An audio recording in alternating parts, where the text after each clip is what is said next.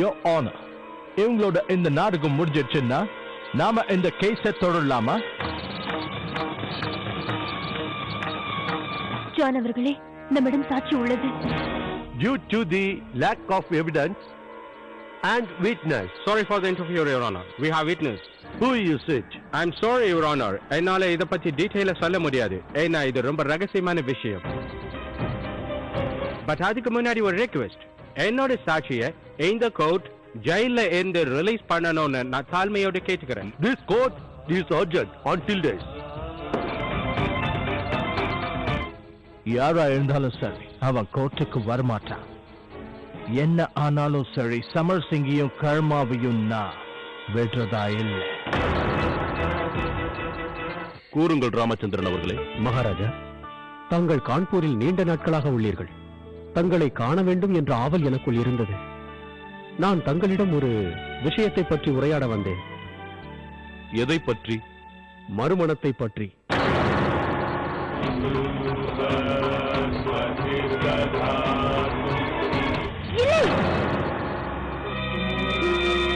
நான் இதற்கு ஒப்புக்கொள்கிறேன்.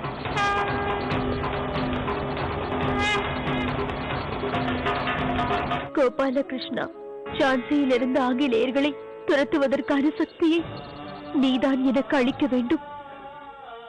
எனது கடமையை நிறைவேற்ற நீதான் உதவ வேண்டும். அது மட்டுமின்றி மகாராஜாவின் மறுமணத்தை ஏற்றுக்கொள்ள எனக்கு சக்தி கொடு.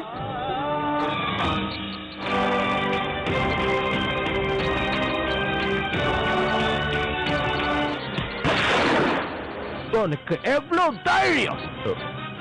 இடம் மன்னிச்சிடுங்க சார். நீங்க நினைக்கிற மாதிரிலாம் இவனை கொண்டுட முடியாது. இவன் செத்துட்டானா அதால பழி ஏன் மேலதான் விழும். இவனை கொல்றதுக்கு இன்னும் நிறைய வழி இருக்கு. இன்றைய முக்கிய செய்திகள். மகாராணி லட்சுமி பாயோட துணிச்சலான செயலால சமர் சிங்கும் கர்மாவுக்கும் ஆதரவா ஈஸ்ட் இந்தியா கம்பெனிக்கு எதிராக ஒரு வழக்கு தொடுத்திருக்காங்களாம். தங்களோட சதி திட்டத்தினால ஈஸ்ட் இந்தியா கம்பெனி தன்னோட பெட்டாலியனை ஜான்சில நியமிச்சிருக்காங்க. ஜான்சி மக்கள் அவங்களோட கொடுமையை பார்த்துக்கிட்டு பொறுமையா இருக்காங்க. யாரும் அதை எதிர்க்க மாட்டேங்கிறாங்க.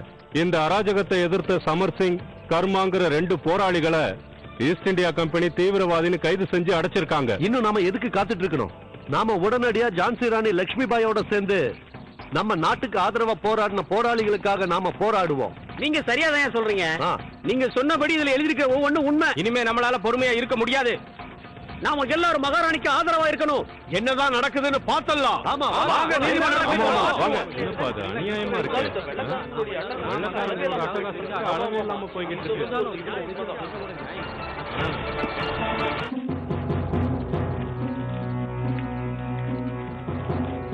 இவை அனைத்தும் என்ன? மகாராணியாரே, கான்பூரில் நடந்த நிச்சயதார்த்தத்தில் கொடுத்த சீர்வரிசைகள் இவை. இது உண்மையா? திருமணம் நிச்சயிக்கப்பட்டு விட்டதா?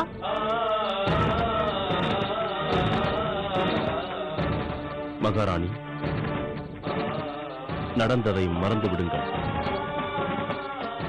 லட்சியம், தங்களது லட்சியம் மீது கவனத்தை செலுத்துங்கள். நாம் விரைவில். இல்லை தாத்தையா குரு, என் வாழ்க்கை முடிந்து விட்டது. அனைத்தும் அழிந்து விட்டது. மகாராணி, இதை போல ஒரு தருணம் ஏராளமான பெண்களின் வாழ்வில் நடந்தேறியுள்ளது. ஆனால் தங்களுக்கோ இது ஒரு பிரச்சனையான விஷயம் அல்ல. தங்களது இலக்கு இந்த பாரத தேசத்தின் சுதந்திரம் மட்டும்தான். இவையெல்லாம் என்ன? சீர்வரிசைகள் ஐயா. சீர்வரிசையா? எதற்காக? திருமணம் நிச்சயிக்கப்பட்டதற்காக. மகாராஜா மறுமணத்திற்கு ஒப்புக்கொண்டு விட்டார். அப்படி என்றால் என் மகள் மனுவின் வாழ்க்கை, நான் அவளிடம் இதை எவ்வாறு கூறுவது? மகாராணி, சிந்திப்பதற்கு எதுவும் இல்லை.